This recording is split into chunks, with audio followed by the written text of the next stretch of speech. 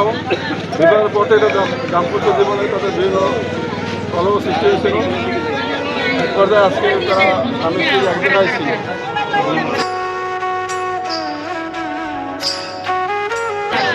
স্বামীর মোবাইল থেকে মেয়ের ভাইকে সাথে মেসেজ যায় বর্ষা অসুস্থ, তাড়াতাড়ি দেখতে আসে।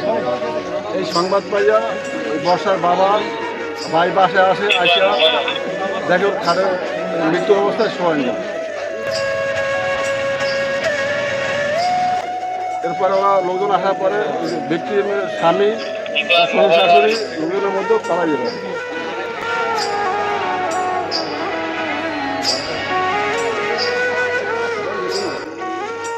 এখন আমরা আসলে মেডিকেলে রিপোর্ট আসলে বোঝা যাবে আসলে সম্ভবত হত্যাই আর কি। প্রাথমিকভাবে মনে হয় হত্যা করা হবে। আটক এখন দুজন জিজ্ঞাসাবাদের জন্য তার দাদি, তার দাদি আর খালা নেওয়া হয়েছে প্রাথমিক জিজ্ঞাসাবাদের জন্য।